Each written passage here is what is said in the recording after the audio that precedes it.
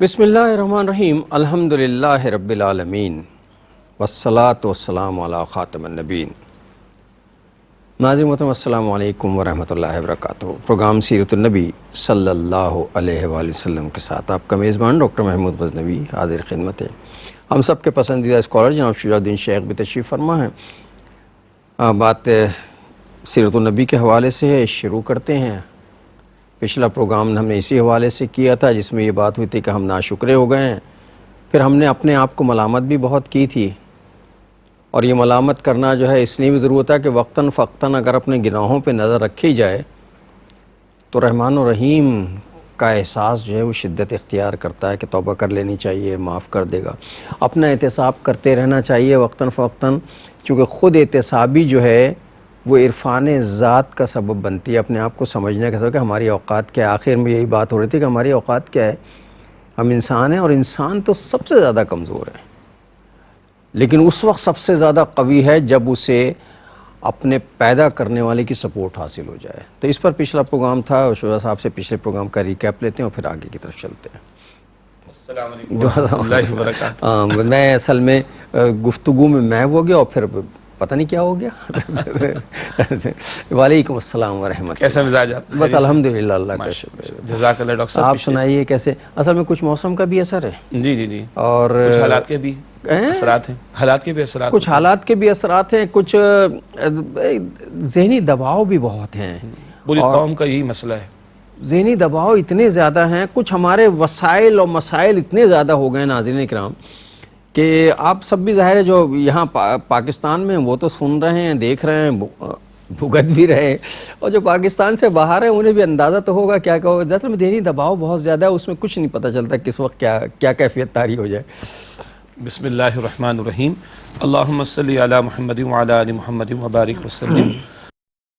رب اشرح لی صدری ویسر لی امری واحلل عقدۃ من لسانی یفقہوا قولی واجعل لی وزیرا من اہلی، آمین یا رب العالمین۔ گزشتہ پروگرام میں تسلسل سے بات کرتے ہم آگے بڑھے تو آپ نے ابتدا میں امانت کا تذکرہ فرمایا، بلکہ ایفائے عہد کا تذکرہ فرمایا تھا، اور حسن سلوک کا ذکر فرمایا تھا۔ اس کے تسلسل میں ہم نے بات کی کہ نبی اکرم صلی اللہ علیہ وآلہ وسلم نے اکثر اپنے خطبات میں امانت اور ایفائے عہد کا ذکر فرمایا، اور ارشاد کا حاصل یہ ہے کہ اس میں کوئی ایمان نہیں جو امانت داری نہ رکھے، اور اس کا کوئی دین نہیں جو وعدے کو پورا نہ کرے۔ پھر ہم نے بات کی تھی پچھلی قوموں کے تعلق سے پچھلے پروگرام میں، اور ہم نے ذکر کیا کہ قوموں کے جب مجموعی مزاج بگڑتے ہیں بلکہ کردار بگڑتے ہیں تو اللہ تعالیٰ کی طرف سے مختلف کیفیات عذابوں کی بھیجی جاتی ہیں، تنبیہات بھیجی جاتی ہیں۔ ہم نے یہ بھی جانا کہ پچھلی اقوام میں جو برائیاں پیدا ہوئیں ان کی میٹا فزیکل کازز کی وجہ سے ان پر اللہ تعالیٰ کی پکڑ اور عذاب کا معاملہ آیا۔ ہم نے پچھلے پروگرام میں قرض پر بھی بات کی تھی کہ قرض کو ہم بڑا ہلکا سمجھتے ہیں، جبکہ قرآن کریم کی طویل ترین آیت سورۃ البقرہ آیت نمبر 282 وہ قرض کے موضوع پر ہے۔ احادیث کا ذکر ہوا کہ شہید کے سارے گناہ معاف ہو جاتے، قرض معاف نہیں ہوتا، اور نبی صلی اللہ علیہ وآلہ وسلم ایسے شخص کا جنازہ نہ پڑھاتے کہ جو اپنے قرض کے ادا کرنے کے لیے کوئی چھوڑ کر نہ گیا ہو یا کوئی دوسرا اس کو ادا کرنے کی ذمہ داری نہ لیتا ہو، تو آپ نے ایسے شخص کا جنازہ نہیں پڑھایا۔ اس کی حساسیت ہمارے اندر ہونی چاہیے۔ پھر ہم نے بات کی امانت میں خیانت کے حوالے سے، ہم نے ذکر کیا کہ ایک چادر مالی غنیمت میں سے نکال لی تو اللہ کے پیغمبر علیہ السلام فرماتے میں اس کو جہنم میں دیکھ رہا ہوں، چاہے اس نے حضور علیہ السلام کی سرپرستی میں قتال میں شرکت کی، مگر مال غنیمت میں سے چادر نکال لی، چرا لی، تو جہنم میں دیکھ رہا ہوں، حضور نے فرمایا صلی اللہ علیہ وسلم۔ تو آج قوم کا مال لوٹنے والے، قوم کو بیچ کھانے والے، قوم سے فراڈ کرنے والے، ان کا عالم کیا ہوگا۔ پھر ہم نے ذکر کیا کہ قیامت کے دن جواب دینا ہے کہ مال کہاں سے کمایا، مال کہاں خرچ کیا۔ یہ ذکر بھی آیا کہ حرام سے پلا ہوا جسم جہنم کا مستحق ہے، وہ جنت میں داخل نہ ہوگا۔ یہ ذکر بھی آیا کہ ہم لوگوں سے چھپ اور بچ سکتے ہیں، اپنے آپ سے کہاں چھپیں گے، اللہ سے کہاں چھپیں گے اور بچیں گے۔ 6 اعضاء ہمارے وجود میں سے گواہی دیں گے، زبان ہے اور ہاتھ ہیں اور پیر ہیں اور کان ہیں اور آنکھیں ہیں اور کھالیں ہیں، یہ گواہی دیں گے انسان کے خلاف۔ کرامن کا آدمی لکھا ہوا پیش کر دیں گے، لکھا ہوا نامہ اعمال پیش ہو جائے گا۔ زمین گواہی دے گی، سب سے بڑھ کر گواہ کون ہے؟ اللہ سبحانہ وتعالی۔ یہ سارے بیان کرنے کا مقصد کوئی تنقید برائے تنقید نہیں، بلکہ اپنی یاد دہانی۔ اگر اوپر بگاڑ ہے تو نیچے بھی بگاڑ ہے، کوئی 1 ارب کی ڈنڈی مار رہا ہے تو کوئی 1000 روپے کی بھی ڈنڈی مار رہا ہے، ڈنڈی دونوں مار رہے ہیں. 1000 والے کو 10,000 کا موقع نہیں مل رہا، 10,000 کو لاکھ کا موقع نہیں مل رہا، لاکھ والے کو کروڑ کا موقع نہیں مل بس رہا. جس کو جتنا موقع مل گیا. بالکل. تو اللہ تعالیٰ محفوظ رکھے، ہم سب کو توجہ کرنے کی ضرورت ہے. اور آج بے برکتی کا معاملہ، معاملات کے اندر بگاڑ کا معاملہ، بدلتے دنوں کے ساتھ معاشی تباہی کا معاملہ، بدلتے دنوں کے ساتھ ہماری مشکلات میں اضافے کا معاملہ، یہ ہمارے گناہوں اور کرتوتوں کی وجہ سے ہے. چنانچہ قرآن کریم کی ایک آیت ابھی پیش کیے دیتے، سورہ الروم کی آیت نمبر 41 میں آتا ہے، ظہر الفساد فی البر والبحر بما کسبت ایدی الناس. خشکی اور تری میں فساد مچ گیا لوگوں کے کرتوتوں کی وجہ سے.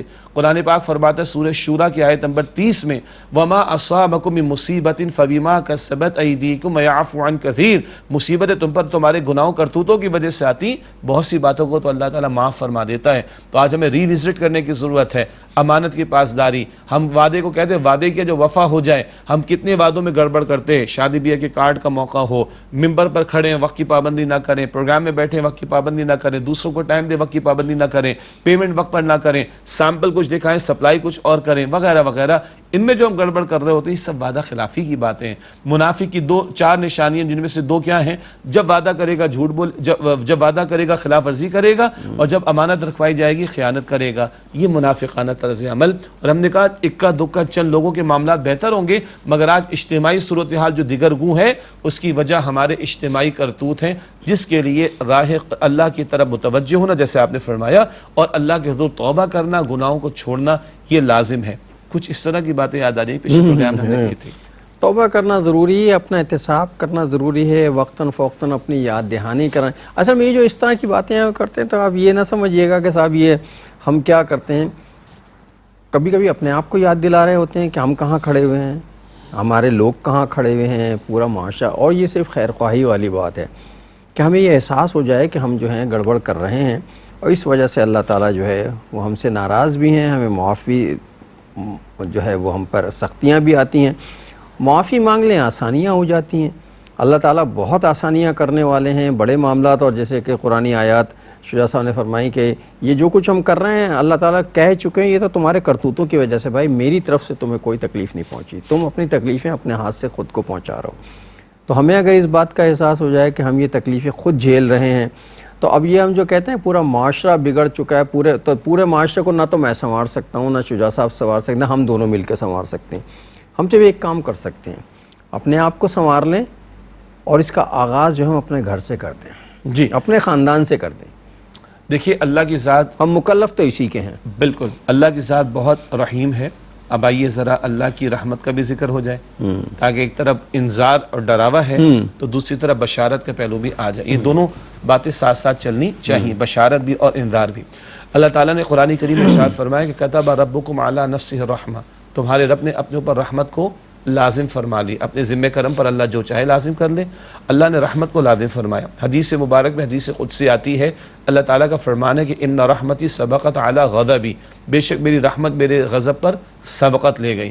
حدیث مبارک میں آتا ہے رسول اللہ علیہ السلام نے فرمایا اللہ تعالیٰ نے اپنی رحمت کے 100 حصے فرمائے، ایک حصہ مخلوق کو دیے، 99 حصے اللہ تعالیٰ نے اپنے پاس رکھے. مخلوق میں فقط انسان نہیں، جانور بھی شامل ہیں. حدیث مبارک میں آتا ہے گھوڑی، ایک گھوڑی جب حاملہ ہوتی ہے تو احتیاط سے قدم رکھتی ہے کہ اس کے بچے کو جو حمل میں موجود ہے، پرورش پا رہا ہے، تکلیف نہ پہنچے. یہ رحمت و شفقت بھی اللہ کی رحمت کے 100 میں سے ایک حصے کا ظہور ہے. تو کروڑ کروڑ انسان، ارب ارب انسان، کروڑ کروڑ مخلوقات، ان میں سارا شفقت رحمت کا جو ظہور ہے وہ اللہ کی رحمت کے 100 میں سے ایک حصے کا ظہور ہے. تو جس رب نے 99 سے رحمت کے اپنے پاس رکھی ہوں گے اس کی رحمت کا عالم کیا ہوگا. اللہ یہ بھی فرماتا ہے، قرآن پاک کی سب سے زیادہ امید افزا آیت ہے سورہ زمر. سورہ زمر کی آیت نمبر 53 سب سے امید افزا آیت قرآن پاک کی. قل یا عبادی الذین اسرفوا علی انفسہم لا تقنطوا من رحمت اللہ ان اللہ یغفر الذنوب جمیعا انہ هو الغفور الرحیم. اے نبی علیہ السلام فرما دیجئے میرے بندوں سے جنہوں نے اپنی جانوں پر زیادتیاں کر لی، اللہ کی رحمت سے مایوس نہ ہو جانا. اللہ تعالیٰ چاہے تو تمام گناہوں کو معاف فرما دے، بے شک اللہ بہت غفور رحیم ہے. چند دنوں پہلے ہمارے آرمی چیف صاحب نے بھی ایک مجلس میں کئی آیات کا حوالہ دے کر گفتگو کی. ہم نے اس بات کو اپریشیٹ کیا. میڈیا پر نہیں آئی جی لیکن سوشل میڈیا نے اس کو کور کیا اور اخبارات میں بعض لوگوں نے رپورٹنگ کی. تو ہم نے خطاب جمعہ میں بھی ان کی بات کی تحسین کی اور ہم نے گزارش کی کہ اگلی آیت بھی یقیناً انہیں پیش کی ہوگی. رپورٹ نہ ہو سکی, اگلی آیت بھی تو سامنے رکھیں. اللہ کی رحمت, اللہ فرما دے مایوس نہ ہونا, اللہ چاہے تو سارے گناہوں کو معاف فرما دے. لیکن اللہ آگے فرما رہا ہے وَأَنِيبُوا إِلَىٰ رَبِّكُمْ وَأَسْلِمُوا لَهُ مِن قَبْلِ أَن يَأْتِيَكُمُ الْعَذَابُ ثُمَّ لَا تُنصَرُونَ. ارے رجوع تو کرو اللہ کی طرف اور اپنے آپ کو اللہ کے سامنے جھکاؤ تو صحیح اس سے پہلے کہ تم پر عذاب آ جائے. وَاتَّبِعُوا أَحْسَنَ مَا أُنزِلَ إِلَيْكُم مِّن رَّبِّكُم, اور جو بہترین کلام اللہ نے تم پر نازل فرمایا قرآن پاک, اس کی اتباع تو کرو اس سے پہلے کہ تم پر عذاب آ جائے تمہیں پتہ بھی نہ چلے. تو اللہ کی رحمت سے مایوس نہ ہونا قرآن پاک فرما رہا ہے. اللہ کی رحمت کے مستحق بننا چاہتے ہو تو رجوع کرو, مسلم ہو جاؤ, اسلام کی روش پر آؤ اور قرآن پاک کو تھامو. یہ کرنے کو ہم تیار نہیں ہو رہے. اللہ رحمان ہے مگر اللہ کی رحمت کے مستحق تو بنو. قرآن پاک فرماتا ہے سورہ البقرہ کی آیت نمبر 152 ہے, جمعے کے خطبات میں علماء آخر میں اس کو تلاوت بھی کرتے, فَاذْكُرُونِي أَذْكُرْكُمْ. اللہ فرماتا ہے تو مجھے یاد کرو میں تمہیں یاد کروں گا. ایک بزرگ نے بڑی پیاری بات بیان فرمائی, مفسرین نے بھی لکھا, اگر ہم یہ چاہتے ہیں کہ یہ دیکھیں کہ اللہ ہمیں کتنا یاد رکھتا ہے تو ہم اس بات کا جائزہ لیں کہ ہم خود اللہ تعالیٰ کو کتنا یاد رکھتے ہیں. ہمارے بدلتے حالات و معمولات میں اللہ کتنا ہمیں یاد رہتا ہے. بدلتے حالات کے اندر مشکلات میں مصائب میں سب یاد رہتے ہیں. IMF بھی یاد رہتا ہے, ورلڈ بینک بھی یاد رہتا ہے, دنیا کے انسٹیٹیوشن یاد رہتے ہیں, سیٹھ صاحب یاد رہتے ہیں, مالدار طبقات یاد رہتے ہیں, فلاں یاد رہتا ہے. اللہ یاد رہتا ہے. مشکل میں گوٹ پھنس گئی ہماری کہیں تو ڈاکٹر بھی یاد رہتا ہے, سیٹ بھی یاد رہتا ہے, دوست بھی یاد رہتے ہیں. ہاں کریڈٹ کارڈ بھی میرے پاس ہے, ڈیبٹ کارڈ بھی میرے پاس ہے, پیسہ بھی میرے پاس ہے, تعلقات بھی میرے اچھے ہیں. کیا اللہ کے اذن کے بغیر شفا ملے گی؟ کیا اللہ حکم کے بغیر آپ کے میرے معاملات درست ہوں گے؟ کیا اللہ کے اذن کے بغیر اس مملکت کے حالات درست ہو سکتے؟ نہیں. نہ کہیں جہاں میں اما ملی, جو اما ملی تو کہاں ملی, میرے جرم خانہ خراب کو تیرے عفو بندہ نواز میں. اللہ کی طرف رجوع کر لینا چاہیے. اور یہ کہ سچی بات ہے کہ یہ دیکھنا چاہیے کہ ہم اللہ کو کتنا یاد کرتے ہیں. اس نے کہ اللہ تو ہم سے کہتا ہے کہ میرے بندے وہ ہیں جو میرا کھڑے ذکر کرتے ہیں, بیٹھے ذکر کرتے ہیں, لیٹے ذکر کرتے ہیں, کروٹوں میں ذکر کرتے ہیں, ہر وقت میرا ذکر کرتے رہتے ہیں. کیا ہم نے کبھی سوچا ہم کتنا ذکر کرتے ہیں اللہ کا؟ تو جتنا ہم اللہ کا ذکر کرتے ہیں اتنا ہی اللہ جواباً ہمارا ذکر کرے. یہ تو مطلب میوچول انڈرسٹینڈنگ والی بات ہے. دو طرفہ معاملہ ہے نا, دو طرفہ معاملہ ہے. دو طرفہ معاملہ ہے. جتنا ہم اللہ تعالیٰ کو یاد رکھیں گے اللہ فرماتا اتنا میں تمہیں یاد رکھوں گا. اور اللہ تو بڑا کریم ہے سبحان اللہ. حدیث مبارک کئی مرتبہ ہم نے پیش کی مگر آج پھر موقع ہے. حدیث قدسی بخاری شریف میں اللہ سبحانہ وتعالیٰ فرماتے ہیں میرا بندہ مجھے دل میں یاد کرے میں بھی دل میں یاد کرتا ہوں. میرا بندہ کسی محفل میں یاد کرے مجھ سے بہتر مجلس فرشتوں کے سامنے یاد رکھتا ہوں. وہ ایک بالشت میری طرف آئے میں ایک ہاتھ بھر اس کی طرف آتا ہوں. وہ ایک ہاتھ بھر میری طرف آئے میں دو ہاتھ بھر اس کی طرف آتا ہوں. اور وہ چل کر میری طرف آئے میں دوڑ کر اس کی طرف آتا ہوں. اللہ تو زیادہ دینے کو تیار ہے. ہم تو مائل بکرم ہیں, کوئی سائل ہی نہیں. ہاں کوئی سائل ہی نہیں, مانگنے والے ہم تو مائل بکرم ہیں, کوئی سائل ہی نہیں. راہ دکھلائیں کسے رہ روے منزل ہی نہیں. کہ کسی کو اگر منزل کی تلاش ہو تو کوئی انگلی پکڑ کے وہاں تک پہنچائے نا. تو اللہ تعالیٰ تو ہم پہ راغب ہے. اور ہر وقت یعنی ہر رات جو ہے وہ آخری پہر میں زمین آسمان زمین پر آ کر پکارتا ہے آؤ ہے کوئی مانگنے والا ہے. اب جس کے پاس دینے کو سب کچھ ہے وہ منہ سے کہہ رہا آؤ کوئی ہے مانگنے والا. یہ روایت احادیث میں ذکر آتا ہے, اس کا مسلم شریف میں بھی ہے. اور یہ سال کی تمام راتوں میں بعض راتوں کی فضیلت زیادہ ہے وہ تو ہے, ماہ رمضان ذی الحجہ کی راتیں اینڈ سو آن. لیکن یہ وہ ذکر ہو رہا ہے جو ہر رات کا معاملہ کہ اللہ تعالیٰ رات کے آخری حصے میں, اگر رات 9 گھنٹے کی تو آخری 3 گھنٹے مثال کے طور پر, اللہ رات کے آخری حصے میں آسمان دنیا پر اپنی شان کے مطابق نزول فرماتا ہے. کیفیت ہم نہیں سمجھ سکتے, اپنی شان کے مطابق نزول فرماتا ہے. اور اس وقت اللہ فرماتا ہے کوئی مجھ سے مانگنے والا کہ میں اس کو عطا کر دوں, ہے کوئی دعا کرنے والا دعا قبول کر لوں, ہے کوئی استغفار کرنے والا کہ بخش دوں, ہے کوئی شفا مانگنے والا کہ اس کو شفا عطا کر دوں. عام اوقات میں ہم کہہ رہے تو اللہ مان جا, اللہ قبول کر لے, اس وقت وہ ہمارے دروازوں پہ دستک گویا دے رہا ہوتا ہے. اور ہم سو رہے ہوتے ہیں, ہم سو رہے ہوتے ہیں, ہم سو رہے ہوتے ہیں آرام سے. اس وقت پرندے جاگے ہوتے ہیں, چہچہا رہے ہوتے ہیں.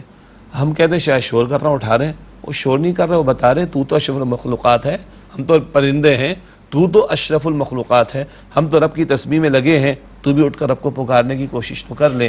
تو ہر رات میں اللہ تعالیٰ پکار لگاتا ہے کوئی مجھ سے مانگنے والا، دعا کرنے والا، استغفار کرنے والا، بخشش مانگنے والا، دعا مانگنے والا، حاجات کو پورا کروانے والا، آؤ میں تمہیں عطا کر دوں۔ تو اور حدیث مبارک میں ایک اور انداز بھی ہے، تم نے دن میں گناہ کر لی، رات میں اللہ کو پکار لو، اللہ بخش دے گا۔ تم نے رات میں گناہ کر لیے، دن میں پکار لو، اللہ تعالیٰ تمہیں بخش دے گا۔ تو بشارت کے یہ سارے پہلو بھی سامنے رہیں۔ اسی طرح حدیث مبارک میں آتا ہے التائب من الذنب کمن لا ذنب لہ، گناہ سے توبہ کرنے والا، یہ اصل توبہ ہے، گناہ کو چھوڑ دینا، نافرمانی کو چھوڑ دینا، پھر اجتماعی توبہ پر آ جائیں گے، لیکن بشارت کیا آ رہی؟ گناہ سے توبہ کرنے والا ایسا ہے گویا اسے گناہ کیا ہی نہ ہو، سچی توبہ لے کر آؤ، اللہ تعالیٰ معاف فرما دے گا۔ اللہ تعالیٰ معاف فرما دیں گے کہ وقفہ لے لیں، پھر آگے بات کرتے ہیں۔ السلام علیکم ورحمۃ اللہ وبرکاتہ، ویلکم بیک ناظرین۔ وقفے کے بعد پروگرام سیرت النبی صلی اللہ علیہ وآلہ وسلم میں آپ کا خیر مقدم ہے۔ بات یہ ہو رہی تھی اللہ بڑا رحیم ہے، بڑا کریم ہے، معاف کرتا ہے، معافی کو پسند اب یہ یہاں سے ایک نیا موضوع شروع ہو جائے گا، عفو درگزر کا۔ ہمیں دعا سکھائی گئی نا کہ اگر شب قدر مل جائے تو کیا دعا کی جائے۔ حضور صلی اللہ علیہ وسلم سے عائشہ نے پوچھا کہ اگر شب قدر مل جائے تو کیا دعا کی جائے؟ اللہ کے رسول نے جو دعا بتائی تو اللہم انک عفو کریم تحب العفو فاعف عنی، یہی ہے۔ بالکل، اللہم انک عفو، اے اللہ تو معاف فرمانے والا ہے، تحب العفو، تو معاف فرمانے کو پسند فرماتا ہے۔ اللہ کا نام بھی العفو، معاف فرمانے والا۔ فاعف عنی، مجھے معاف کر دے، اور سب کے لیے مانگے گے تو فاعف عنا، اے اللہ ہم سب کو معاف فرما دے۔ اچھا، معاف کرنے کا مطلب کیا ہے؟ اللہ جانے دے، اتنے لے کر آیا ہوں گناہ، اتنی نافرمانی لے کر آیا ہوں، حساب تو دے بھی نہیں سکتا، جسٹیفائی کر نہیں سکتا، بس تو جانے دے، بس جانے دے۔ یہ سارا کچھ جانے دے کا مطلب کیا ہے؟ گناہوں پر آ جائے پردہ، اور خیر کے اگر اعمال کر لے قبول، اور جانے دے اپنی رضا کے مقام جنت کی طرف۔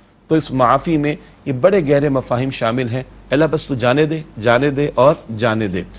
یہ وہ برکات ہے جو اللہ سبحانہ و تعالیٰ ہمیں عطا فرماتا ہے توبہ کی صورت میں۔ ایک اور آیت کریمہ ذہن میں آ رہی، اللہ تعالیٰ قرآن پاک میں سورہ فرقان میں آیت نمبر 70-71 میں توبہ کا ذکر فرماتا ہے، اور وہاں یہ ذکر بھی آیا کہ سچی توبہ لاؤ، عمل نیک کر لو، لیکن سچی توبہ لاؤ، ایمان بھی ہو، عمل نیک کر لو، سیدھے ہو جاؤ، سیدھے ہو جاؤ۔ فَأُولَٰئِكَ يُبَدِّلُ اللَّهُ سَيِّئَاتِهِمْ حَسَنَاتٍ، تو اللہ تعالیٰ ایسے لوگوں کے گناہوں کو، برائیوں کو نیکیوں سے بدل دے گا۔ ایک ہے معاف کرنا نا، ایک ہے سارا بلیک وائٹ ہو جانا۔ ادھر تو ہم لگے ہوئے فراڈ کو حلال کر لیں، رشوت کو حلال کر لیں، حرام خوری کو حلال کر لیں، قوم کے لوٹنے کو حلال کر لیں، یہ تو گناہ ہے۔ لیکن اللہ کہتا ہے کہ تم سچی توبہ لے کر آؤ۔ سچی توبہ کی شرائط پر بات کر لیتے ہیں، اجتماعی توبہ پر بھی بات کر لیں گے انشاءاللہ، لیکن سچی توبہ لے کر آؤ، عمل میں سیدھے ہو جاؤ، بالکل رخ زندگی ٹھیک کر لو۔ فَأُولَٰئِكَ يُبَدِّلُ اللَّهُ سَيِّئَاتِهِمْ حَسَنَاتٍ، تو پھر اللہ تعالیٰ برائیوں کو نیکیوں میں بدل دے گا۔ اور اب سنیے جو اللہ تعالیٰ تقاضا کرتا ہے، سورہ تحریم کی آیت نمبر 8 ہے، بہت معروف مشہور آیت ہے، یا ایھا الذین آمنوا توبوا الی اللہ توبۃ نصوحا، اے ایمان والو توبہ کرو اللہ تعالیٰ کے حضور سچی اور پکی توبہ۔ اچھا، سچی اور پکی توبہ سے مراد یہ ہے کہ میں نے ایک کام کیا تھا، خدا نخواستہ اللہ نے معاف رکھے، میں مثال کے طور پہ کروں، چوری کر لی تھی، چھوٹی سی چوری، چھوٹی سی ہو یا بڑی سی ہو، چوری چوری ہوتی ہے، چھوٹی سی چوری کر لی تھی، اور مجھے احساس ہوا میں نے غلط کام کر لیا، اور میں نے توبہ کی کہ اللہ مجھے معاف کر دے، آئندہ یہ کام میں نہیں کروں گا، اگر تو نے مجھے معاف کر دیا تو میں آئندہ چوری نہیں کروں، اس کے بعد پھر کبھی کسی کی چیز کو ہاتھ نہیں لگایا۔ تو یہ ہے توبۃ النصوح۔ جی، اس میں ایک بات کا اضافہ بھی کریں گے اور کچھ اور نکات بھی۔ اگر تو چوری کی ہے نا، تو جو چوری شدہ شے ہے واپس کرنی، واپس کرنی، وہ واپس، ظاہر ہے واپس ہی کر کے معافی مانگے گا نا آدمی۔ مال ہڑپ کیا ہے، مال لوٹانا پڑے گا، کسی کی جائیداد پہ قبضہ کیا تھا، واپس کرنی پڑے گی، قرض دبا کر بیٹھے وہ قرض واپس کرنا پڑے گا، اینڈ سو آن۔ تو سچی توبہ کیا ہے؟ توبۃ النصوح، اس کی کچھ شرائط ہیں، سیدنا علی رضی اللہ تعالی عنہ کے فرامین کی روشنی میں بھی، پھر علماء نے اس کو نقل کیا۔ سچی توبہ ہے کہ دل میں ندامت ہو، اور حدیث مبارک میں آتا ہے کہ توبہ ندامت کا نام ہے، توبہ یہاں سے شروع ہوگی، ہاں میں نے غلطی کی، ہاں میں نے حرام خوری کی، ہاں میں نے نافرمانی کی، ہاں میں نے اللہ کا حکم توڑا، ہاں میں نے اللہ کے رسول علیہ السلام کے حکم کی خلاف ورزی کی۔ تو پہلی شرط کیا ہے؟ دل میں ندامت ہو۔ نمبر 2، زبان پر توبہ کے الفاظ بھی آئیں، قرآن پاک میں دعائیں ہیں، یونس علیہ السلام کی دعا قرآن پاک سکھا رہا ہے، لا الہ الا انت سبحانک انی کنت من الظالمین۔ موسیٰ علیہ السلام کے الفاظ، رب اغفر لی وتب علی، اے میرے رب مجھے بخش دے، مجھ پر نظر کرم فرما، معاف فرما دے۔ آدم علیہ السلام کی دعا، ربنا ظلمنا انفسنا وان لم تغفر لنا وترحمنا لنکونن من الخاسرین۔ پھر اللہ تعالیٰ نے دعائیں تعلیم فرمائی، ربنا لا تؤاخذنا ان نسینا او اخطأنا۔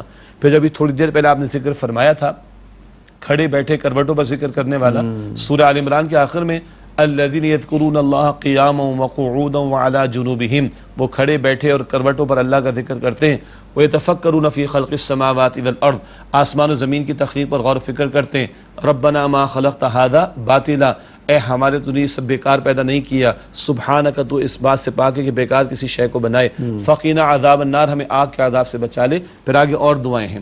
تو یہ قرآن پاک میں انبیاء اور رسول کی دعائیں بھی اور دیگر دعائیں بھی اللہ تعالیٰ نے نقل فرمائی، ان کو ہم اپنے معمولات میں شامل رکھیں۔ یہ بات ہم پہلے بھی کر چکے ہیں، ہم لوگ دعائیں پڑھ رہے ہوتے، دعائیں مانگنی چاہیے۔ ہاں اچھا، کہ ایک دعا مانگنے کا ایک اسٹائل بھی ہوتا ہے، مطلب کسی سے پیسے مانگتے ہیں، مطلب میں اگر شجاع صاحب سے کہوں کہ مجھے 50 روپے چاہیے تو میں شجاع صاحب سے ریکویسٹ کروں گا نا، مجھے 50 روپے، ذرا منہ بھی ریکویسٹ والا بناؤں گا، اور شجاع صاحب ذرا معاف کیجیے 50 روپے ہوں تو مجھے دے دیجیے، وہ دے بھی نہیں رہے، بس سن رہے۔ تو اللہ تعالیٰ سے بھی ہم لوگ گا گا کے تو دعائیں مانگتے ہیں، ہے نا، مطلب گا کے میں کبھی ان سے 50 روپے مانگ سکتا ہوں؟ یہ کبھی بھی نہیں دیں گے، کہیں گے مسخرہ پن کر رہا ہو تم اور مجھ سے مانگ رہے ہو، پیسے مانگ رہے ہو۔ تو گا گا کے نہیں، دعا کو دعا کے طریقے سے، عاجزی، انکسار، اپنی شکل رونے والی، یعنی بالکل بھکمنگے ہوتے نا، بازاری جب استعمال کر رہا ہوں، فقیر بننا، فقیر بننا، فقیر بن کے مانگے نہ، دے دینا پروردگار، دیکھ دے دے، سمجھو۔ اور وہ دعائیں جو قرآن سے ان کو بھی اسی طرح مانگیں جیسے بھیک مانگ رہے ہیں، دے دینا پروردگار۔ اور یہ اللہ کو اتنا پسند ہے، اس طرح کہتے ہیں کہ اگر رونا نہ آئے تو رونے جیسی شکل بنا لیا کرو۔ جی، حدیث کا مفہوم ہے نا، جیسے بچہ بلک بلک کر روتا بھی ہے اور لپٹ لپٹ کر ماں سے مانگتا ہے اور منوا لیتا ہے، بلک بلک کر روتا ہے اور لپٹ لپٹ کر مانگتا ہے، دو چار کھاتا بھی ہے لیکن منوا لیتا ہے۔ اس طرح بلک بلک کر اور لپک کر اللہ کی طرف لجاجت کے ساتھ، توجہ کے ساتھ، گڑ گڑا کر، رو کر اللہ کو منا کر مانگنا۔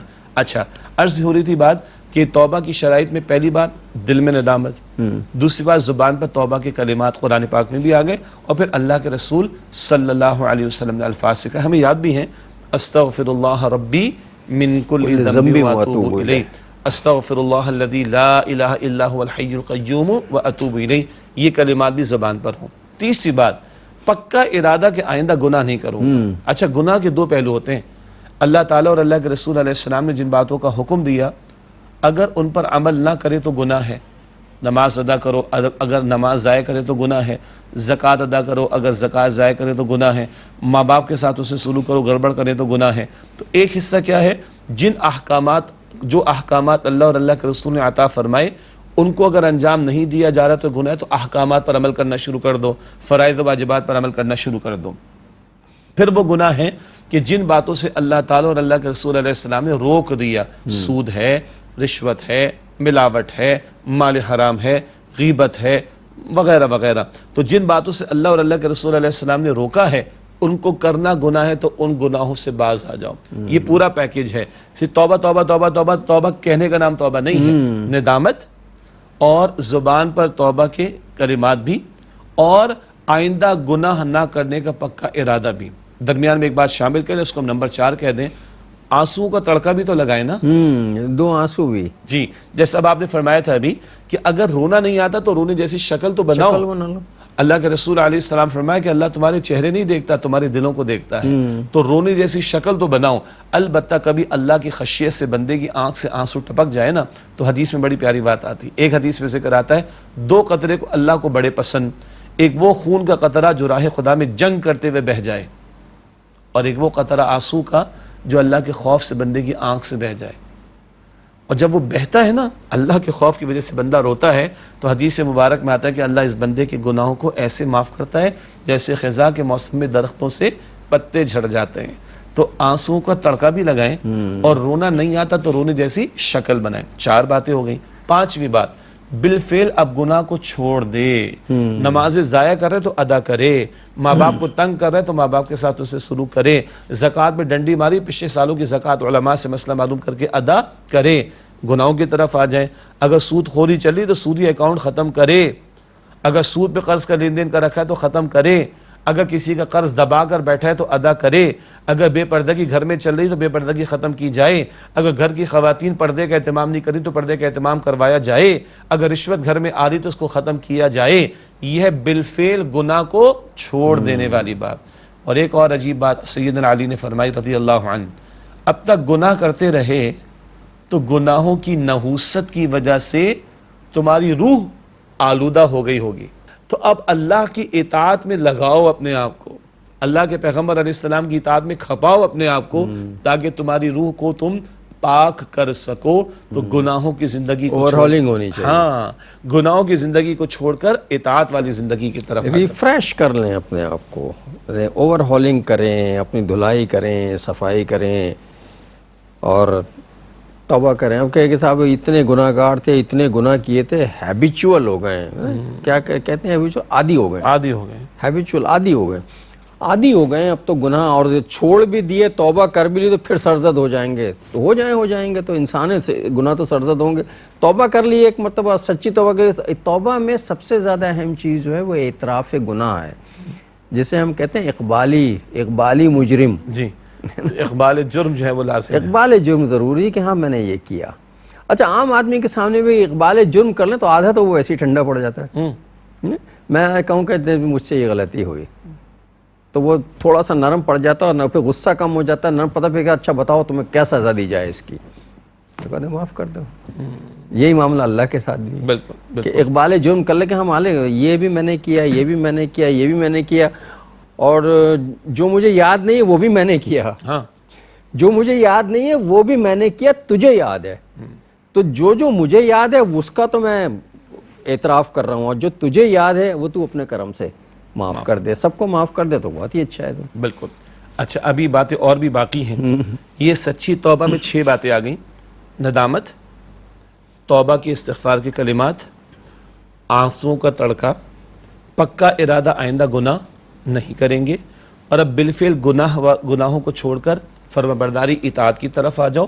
اور سیدنا علی نے 6 بات بیان فرمائی رضی اللہ عنہ, اب تک گناہوں کی نحوست سے تم نے روح کو آلودہ کیا, اب اطاعت والی زندگی میں آگے بڑھتے چلے جاؤ اور روح کو پاک کر لو. 6 باتیں ہو گئیں. 7ویں بات کیا ہے؟ اگر بندوں کے ساتھ گڑبڑ کی ہے, بندوں کا حق مارا ہے, تو معافی بھی مانگنا ہوگی, اور مالی حق ہے تو لوٹانا پڑے گا. ماں باپ کا دل دکھائے تو معافی مانگو. شرم آتی ہے مجھے ماں باپ سے معافی مانگتے ہوئے. اچھا, اللہ کے سامنے عذاب جو پیش کیا جائے گا تمہارے سامنے بھگتنے کو تیار ہو نہیں, تو آج معافی مانگ لو. بیوی کے ساتھ گڑبڑ کی ہے تو معذرت کر لو, اولاد کے ساتھ گڑبڑ کی ہے معذرت کر لو, کسی بڑے چھوٹے کے ساتھ کی معذرت کر لو. اپنے متعلقین کے ساتھ کہا نہیں ہوتا بندہ, اجتماعی طور پر ان کے سامنے, بھائی کبھی میں نے آپ کا دل دکھایا ہو, کبھی میں نے آپ کو تنگ کیا ہو, مجھے آپ معاف کر دیجیے, اللہ کے خاطر معاف کر دیجیے, اللہ تعالیٰ آپ کو معاف فرمائے گا. عام طور پر ہمارے اس کا اہتمام لوگ کرتے ہیں جب حج کے لیے جاتے ہیں, تو بھائی اتنا انتظار کیوں کر رہے ہو, موت پہلے آ گئی تو پھر کیا ہوگا. ایک. دوسری بات یہ کہ اگر مالی حق کسی کا مارا ہے, قرض دبا کر بیٹھے ہیں, چوری کر لی تھی, مال ہڑپ کر لیا تھا, جائیداد پہ قبضہ کر لیا تھا, وراثت کا حصہ مار لیا تھا, اور وغیرہ وغیرہ, تو ان کا حصہ لوٹانا پڑے گا. تلاش کرو, نہیں تو ان کے ورثاء کو دینا پڑے گا. یہ ہے توبہ سچی, اس کا تقاضا. اگر مخلوق خدا بندوں کے ساتھ گڑبڑ کی ہے تو بندوں سے معافی مانگنا, اور اگر مالی حق ہے تو وہ بھی لوٹانا لازم ہوگا. ایک وقفہ لے لیں ناظرین, پھر آ کے بات کرتے ہیں. السلام علیکم ورحمۃ اللہ وبرکاتہ. ویلکم بیک ناظرین. وقفے کے بعد پروگرام سیرت النبی صلی اللہ علیہ وآلہ وسلم میں آپ کا خیر مقدم ہے. انڈیویجول توبہ یعنی انفرادی توبہ جو ہے وہ کرنی چاہیے, انفرادی معافی بھی مانگنی چاہیے, انفرادی دعا بھی کرنی چاہیے. یہ تو آدمی کا فرد کا بنیادی معاملہ ہے کہ وہ اپنے, یہ خالصتاً اللہ اور بندے کے درمیان کا معاملہ ہے. جسے صرف وہ سن رہا ہوتا ہے, دیکھ رہا ہوتا ہے, اس کے سامنے گڑ گڑائیں, روئیں, آنسو بہائیں, بچوں کی طرح بلک بلک کے مانگیں, خوش ہوتا ہے, بہت خوش ہوتا ہے, دیتا ہے, رحیم ہے, کریم ہے. لیکن کچھ معاملے ایسے ہیں جن کا ہم اکثر تذکرہ کرتے رہتے ہیں. کچھ بگاڑ جو ہیں اجتماعی ہوتے ہیں, وہ انفرادی توبہ سے یا انفرادی معافی مانگنے سے ختم نہیں ہوتے, اس کے لیے اجتماعی توبہ کرنی پڑتی ہے. جی اب تک جتنی گفتگو ہم نے بریک سے پہلے کی وہ انفرادی سطح کی توبہ سے متعلق تھی اور اس پر ہم نے تفصیلی کلام کیا. دہرائی دیتے ہیں مختصر. ندامت دل میں، آنسوؤں کا تڑکا، زبان پر توبہ استغفار کے کلمات، پکا ارادہ گناہوں کو چھوڑ دیں گے اور بالفعل گناہوں کو چھوڑ کر اطاعت کی زندگی میں بندہ آ جائے اور اب روح کو پاک کرے، کیونکہ اب تک نحوست گناہوں کی اس نے روح کو آلودہ کر دیا تھا. اور اگر بندوں سے متعلق معاملہ ہے تو بندوں سے معافی مانگنا اور مالی حق ہے تو وہ لوٹانا ضروری ہوگا. یہ ہے انفرادی سطح کی توبہ. البتہ اس پر بھی ایک بشارت والی حدیث میں چاہتا ہوں کہ سامنے رہے. مشہور قصہ، اللہ کے نبی علیہ السلام نے فرمایا، مسلم شریف کی روایت میں، ایک شخص اپنے اونٹ پر سوار کسی صحرا میں چلا جا رہا ہے اور ساز و سامان بھی، کھانا پینا بھی، سواری اونٹ بھی موجود ہے. راستے میں تھک گیا تو آرام کے لیے لیٹ گیا. لیٹ کر جب اٹھا تو اونٹ بھی غائب، ساز و سامان بھی غائب. اللہ کے پیغمبر علیہ السلام کی حدیث جاری ہے. بڑا پریشان، مارا ادھر ادھر پھرتا رہا. اب صحرا میں تو نہ کوئی ہوٹل نہ کوئی ریسٹورنٹ، کچھ بھی نہیں. کیا کرے؟ تھک ہار کر سو گیا. دوبارہ نیند آ گئی. پھر جب دوبارہ بیدار ہوتا ہے تو اونٹ سامنے ہے، اونٹ بھی سامنے ہے، ساز و سامان بھی، کھانا پینا سب موجود ہے. وہ زندگی واپس مل گئی. جب زندگی واپس مل گئی تو بڑا خوش ہو گیا. خوشی میں ہو گیا دیوانہ. دیوانہ ہو کر الٹے جملے کہہ گیا. حضور علیہ السلام یہ فرماتے ہوئے مسکرائے کہ خوشی میں دیوانہ ہو کر الٹا کہہ گیا. کیا یا اللہ کیا ہی بات ہے، تو میرا بندہ، میں تیرا رب، میرا اونٹ مجھے واپس مل گیا. معاذ اللہ. خوشی میں دیوانہ ہو کر الٹے جملے کہہ گیا. اللہ کے پیغمبر فرماتے ہیں علیہ السلام، جتنا ہی خوش ہوا ہے نا، اللہ تعالیٰ کو اس سے زیادہ خوشی ہوتی ہے. اللہ تعالیٰ کو اس سے زیادہ خوشی ہوتی ہے جب اللہ کا ایک بندہ اللہ کی طرف لوٹے. توبہ اصل میں پلٹنے کا نام ہے اور گناہ سے پلٹ کر اطاعت کی طرف آنے کا نام ہے. نافرمانی کو چھوڑ کر اطاعت کی طرف آنے کا نام. ایک نقطہ آپ نے اٹھایا تھا، میں چاہتا ہوں اس کی بھی تھوڑی سی تفصیل آ جائے کہ بھائی آج تو توبہ کر لو، پھر گناہ ہو جائے گا. پھر گناہ ہو جائے گا تو کر لینا توبہ نا، آج تو کرو. کبھی ایسا توبہ تو مرتے دم تک کی جا سکتی ہے اور 100 مرتبہ گناہ کر کے 100 مرتبہ کا تو یہ ارادہ کیا جائے کہ گناہ نہیں کرنا، لیکن اگر سزد ہو جائے تو 100 مرتبہ توبہ کریں، اللہ تو خوش ہوتا ہے. بار بار بخار آتا ہے تو ہم ٹیبلیٹس لیتے ہیں نا. کبھی کسی نے کہا، یہ احمقانہ بات کہی کہ بھائی مجھے پھر کبھی بخار آ جائے گا میں دوائی نہیں لیتا. بے وقوفی کی بات ہے. بھائی ابھی تو تیرے بخار کو ٹھیک کر، اگر آئندہ پھر بخار آ جائے تو پھر لے لینا. اب یہ ایک نقطہ ہے. آج توبہ کر لو، اگر آئندہ پھر اگر گناہ ہو جائے تو توبہ کر لینا. ایک بات یہ. دوسری بات بھی آپ نے واضح فرما دی. ہم کہتے ہیں نا مختلف کریمیں بنائی جاتی ہیں، مرہم بنائے جاتے ہیں. ہاتھ جل گیا تو لگا لو. تو بھائی یہ مرہم اس لیے نہیں بنایا گیا جلاؤ لگاؤ جلاؤ لگاؤ، اس لیے نہیں بنایا گیا. جل جائے تو لگا لینا.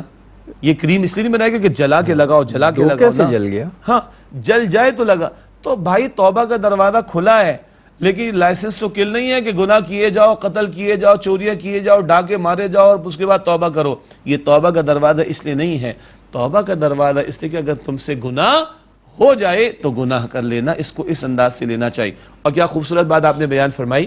موت تک حدیث میں ہے بندے کی توبہ اللہ تعالیٰ قبول فرماتا ہے مالم یغرغر، جب تک کہ موت کا غرغرہ نہ آ جائے. جب جان نکلنے کا موقع، اس وقت تو فرعون بھی مان رہا تھا، اس وقت کی توبہ قبول نہیں ہے. اس سے پہلے توبہ کا دروازہ کھلا ہے. لیکن ہمیں نہیں پتا ہماری موت کب آئے گی، تو آج موقع ہے، آج سچی پکی توبہ کر لی جائے. اسی پہلی فرصت میں توبہ کرنی چاہیے.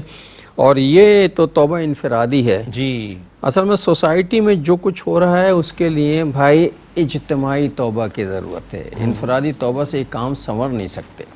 معاملات جس نہج پر پہنچ گئے نا، اس کے لیے ہم سب کو توبہ کرنی پڑے. من حیث القوم، ہمارے حکمرانوں کو بھی، ہمارے اہلکاروں کو بھی، ہمارے عمال کار کو بھی، خود ہمیں بھی، سب کو مل کر توبہ کرنی پڑے. بالکل. وہ شعر میں تو زیادہ نہیں پڑھ پاتا، اب اصلاح فرما دیجیے گا. کیا ہے کہ فطرت افراد سے تو اغماض بھی کر لیتی ہے، لیکن نہیں کرتی کبھی ملت کے گناہوں کو معاف. افراد کا معاملہ علیحدہ ہے، ملت اور قوم کا معاملہ علیحدہ ہے. قوم کے لیے اجتماعی فیصلے اللہ تعالیٰ کی طرف سے قوموں کے اجتماعی اعمال کی بنیاد پر وارد ہوتے ہیں، طے ہوتے ہیں. اگر آج اجتماعی طور پر مصائب ہیں تو ہمارے اجتماعی کرتوتوں کی وجہ سے. اگر ہم چاہتے ہیں کہ اجتماعی طور پر معاملات درست ہوں تو ہمیں توبہ اجتماعی طور پر کرنا ہوگی. اور پاکستان میں رہنے والوں کی اجتماعی توبہ کیا ہے بھائی؟ مملکت خدا داد کو اللہ تعالی اور اس کے رسول مکرم صلی اللہ علیہ وآلہ وسلم کے نام پر ہم نے حاصل کیا. 75 برس سے زائد ہو گئے. آج کہاں ہے اللہ کا دین؟ اے خاصہ خاصان رسول وقت دعا ہے. امت پہ تیری آ کے عجب وقت پڑا ہے، وہ دین جو بڑی شان سے نکلا تھا وطن سے، پردیس میں وہ آج غریب الغربا ہے۔ تو آج مسئلہ ہے کہ اجتماعی توبہ کی ضرورت ہے، اور اجتماعی توبہ یہاں سے شروع ہوگی کہ اس 5.5-6 فٹ کے وجود پر تو اسلام کو نافذ کروں۔ کس نے روکا؟ نماز میں جو ڈنڈی مارتا ہے وہ خود مجرم ہے، ناپ تول میں کمی کرتا ہے وہ خود مجرم ہے، ماں باپ کا دل دکھاتا ہے وہ خود مجرم ہے، غیبت کرتا ہے وہ خود مجرم ہے، پڑوسی کو ستاتا ہے وہ خود مجرم ہے۔ یہاں سے شروع ہوگی، لیکن شریعت کا نفاذ صرف چند افراد پر نہیں، اس پوری زمین پر ہونا چاہیے۔ تو اس سطح پر شریعت کی دعوت، دین کی دعوت کا عمل، اس میں ہم اپنا حصہ ڈالیں جو اللہ کے رسول کی 23 برس کی سنت ہے صلی اللہ علیہ وسلم، اور اقامت دین اور نفاذ دین اور غلبہ دین کی جد و جہد میں اپنی جان کو، مال کو کھپائیں۔ عوام بھی یہ کوشش کریں، اور جن کے ہاتھوں میں اقتدار ہے وہ اللہ کی شریعت کو نافذ کرنے کی جد و جہد کریں۔ یہ کریں گے تو اجتماعی توبہ ہوگی، اس کی بھی برکتیں ہیں، اور جب تک یہ نہ ہو یہ حالات بگڑ تو سکتے ہیں، سنور نہیں سکتے۔ اجتماعی توبہ کرنے میں ہمارے جو عمال کار ہوتے ہیں، عمال کہتے ہیں وہ لوگ جن کو اختیار اللہ نے دیا ہوتا ہے، جہاں جس کا اختیار ہے۔ میں گھر کا سربراہ ہوں، میرا گھر پہ اختیار ہے، مجھے وہاں اپنے معاملات کو درست کرنا چاہیے۔ ایک سربراہ جو ہے کسی فیکٹری کا، کسی کمپنی کا، کسی اس کا ہے، وہ وہاں اختیار ہے اسے کہ وہ چاہے تو معاملات کو درست کرے۔ اسی طرح گورنر ہے، اس کا اختیار ہے، جو بھی جس عہدے پر بھی عمال کار ہیں، حکمران ہے، سربراہ مملکت ہے، اس کی اپنی ذمہ داری ہے۔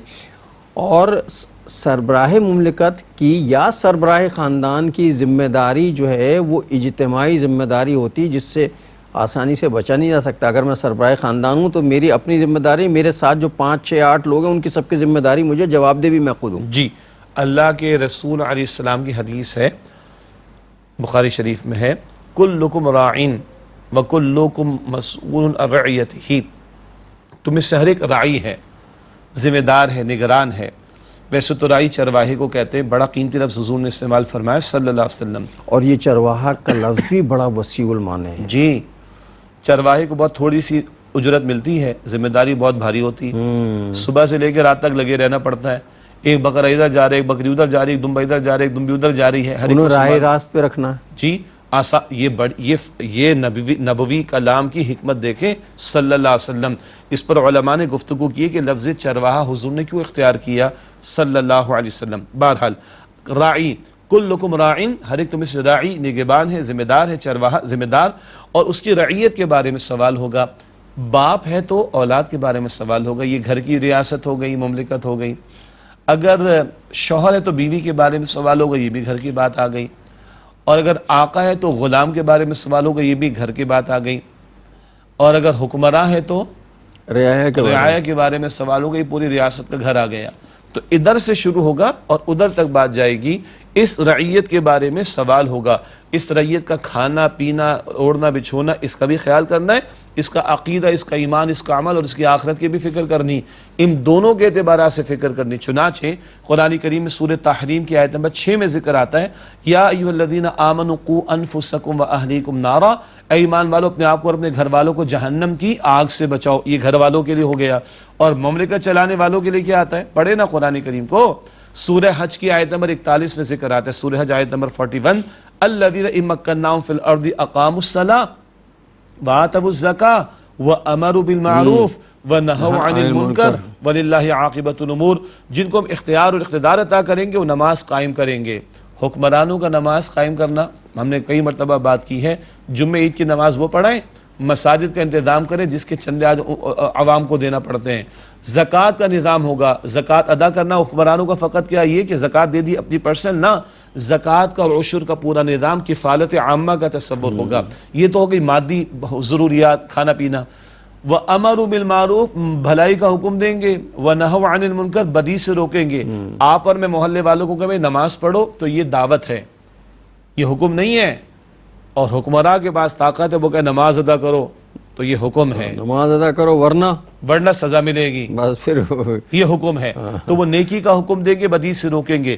تو گھر کے سربراہ کو بھی اپنے گھر والوں کو جہنم سے بچانے کی فکر کرنی ہے، روٹی کپڑا مکان سے آگے بڑھ کر ان کی عقید اور ایمان اور آخرت کی فکر کرنی، اور ریاست کے سربراہ کو بھی کفالت کی بھی ذمہ داری ادا کرنی ہے اور اپنی رعایا کی دنیا اور دنیا سے بڑھ کر آخرت سنوارنے کی فکر کرنی.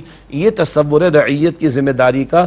اور اس سطح پر آج ہمیں توبہ کرنے کی ضرورت ہے. جب تک خدا کی قسم اس توبہ کی طرف نہیں بڑھیں گے حالات بگڑ تو سکتے، سنور نہیں سکتے. میں تو کبھی کبھی اللہ کا شکر ادا کرتا ہوں ناظرین کہ اللہ کا شکر ہے کہ ہم کوئی حکمران قرآن نہیں ہے. اللہ کی بڑی کیفیت ہے. اللہ محفوظ رکھے. 22 کروڑ عوام کا جواب کیسے دیں گے؟ ہم سے تو اپنا جواب نہیں دیا جائے گا. 22 کروڑ کا میں جواب کیسے دوں گا؟ اب اگر آپ مجھے اجازت دیں، مطلب کوئی اللہ مذاق کا بڑا احسان ہے ہم بھائی. کوئی مذاق حکمراں بننا، کوئی مذاق اقتدار میں آنا، کوئی مذاق حاکم بننا، کوئی مذاق ہے لوگوں کی ذمہ داری پر آنا، کوئی مذاق ہے کیا؟ ہم نے تو کھلواڑ بنا کے رکھا ہوا ہے. جواب دینا ہے. 4 5 6 بچوں کی جواب دہی اتنی مشکل بات ہے تو 22 کروڑ کی جواب دہی کوئی آسان کام ہوگا؟ حضرت عمر فرما رہے ہیں کہ اگر ایک کتا بھی مر گیا پیاسا تو میں جواب دوں گا. تو میں جواب دوں گا. جی، یعنی جن کو اللہ تعالیٰ نے کم و بیش آدھی دنیا کی سلطنت دے دی، ان کا احساس ذمہ داری کیا ہے؟ اگر فرات کے کنارے کتا بھی بھوکا مر گیا تو مجھ سے سوال کیا جائے گا کس معنی میں؟ وہ بھائی رعایا کی کفالت میری ذمہ داری. اس تعلق سے سیدنا عمر کا تو یہ احساس ہو رضی اللہ تعالیٰ عنہ، اور آج حکمراں بننے کا شوق بھی ہو، اور سیدنا عمر رضی اللہ تعالیٰ عنہ کی شہادت کا دن آئے 1 محرم الحرام تو ہم کومنٹس دے دیں، بیانات دے دیں. سیدنا حسین رضی اللہ تعالیٰ عنہ کی شہادت کے دن آئے محرم الحرام کی 10 تاریخ ہم کومنٹس دے دیں، بیانات دے دیں. کوئی اسوہ عمر فاروق کی کوئی جھلک، کوئی اسوہ حسینی رضی اللہ تعالیٰ عنہ کی کوئی جھلک بھی کوئی عکس کے طور پر نظر آتی ہے، یا بحث بیانات ہی بیانات ہوں گے؟ تو قرآن پاک فرماتا ہے سورہ صف کی آیت نمبر 2 اور 3 میں یا ایھا الذین آمنوا لم تقولون ما لا تفعلون کبر مقتا عند اللہ ان تقولوا ما لا تفعلون. اے ایمان والو وہ کیوں کہتے ہو جو تم کرتے نہیں ہو؟ یہ بات اللہ کو انتہائی ناراض کر دینے والی کہ تم وہ کہو جو تم کرتے نہیں ہو. ہم حسینی کہلاتے ہیں اپنے کو، اور حسین کا نام اہل بیت کے حوالے سے بڑے احترام ادب سے لیتے ہیں. ظاہر قابل احترام ادب سے لینا ہمارے ایمان کا حصہ ہے. لیکن یہ جو شہادت حسین ہے رضی اللہ تعالیٰ عنہ، کبھی ہم نے سوچا بھی شہادت کا بنیادی مقصد کیا تھا؟ کس لیے شہادت دی تھی؟ جس لیے انہوں نے شہادت دی، کیا وہ سارے معاملات میرے گھر میں موجود ہیں؟ دین کے لیے شہادت دی تھی، کیا میرے گھر میں دین موجود ہے؟ اقامت دین کے لیے شہادت، اپنی جان قربان کر، کیا میں اقامت دین کے لیے کام کر رہا ہوں؟ ویسے میں حسینی ہوں، لیکن حسین علیہ السلام، حسین رضی اللہ تعالیٰ عنہ کا جو اقدامات ہیں وہ میری زندگی میں کہیں نظر نہیں آتے. بغاوت، منکرات کے خلاف بغاوت کہیں نظر نہیں آتی. حضرت حسین کا سب سے بڑا کارنامہ تو یہی قرار دیا جاتا ہے نا کہ انہوں نے جو ہے فاسق و فاجر کے خلاف بغاوت کے نہیں مانتا. میں تو نہیں کرتا کبھی ایسا کام، اور اس کے بعد میں کہتا ہوں میں حسینی ہوں. ناظرین، ایک لمحہ فکریہ ہے، اس پر مجھے بھی غور کرنا ہے اور آپ کو بھی. آج کے پروگرام کا وقت ختم ہو رہا ہے. میں شجاع صاحب سے آج کی حدیث ہدیہ کروا دوں پھر رخصت ہوتے ہیں. رسول اللہ علیہ السلام کی حدیث مبارک جو سیدنا حسین رضی اللہ تعالیٰ عنہ نے بھی اپنے خطبات میں پیش کی، یہ جامع ترمذی شریف کی حدیث ہے. آپ صلی اللہ علیہ وسلم نے ارشاد فرمایا تم لازماً نیکی کا حکم دو گے اور تم لازماً بدی سے روکو گے. اگر تم نے اس فریضے کو انجام نہ دیا تو اندیشہ ہے کہ تم پر اللہ تعالیٰ کا عذاب آئے گا. پھر تم دعائیں کرو گے، تمہاری دعائیں قبول نہیں ہوں گی. حدیث مبارک مکمل. آج اللہ ہمیں توفیق دے کہ ہم امت والی ذمہ داری کو ادا کریں تاکہ دعائیں بھی قبول ہوں اور حالات بھی درست ہوں. اور ناظرین محترم، اسی حدیث مبارکہ کے ساتھ ہمارے آج کے پروگرام کا وقت ختم ہوا. جناب شجاع الدین شیخ اور اپنے میزبان ڈاکٹر محمود غزنوی کو اگلے پروگرام تک کے لیے اجازت دیجیے. اللہ نگہبان، والسلام علیکم ورحمۃ اللہ وبرکاتہ.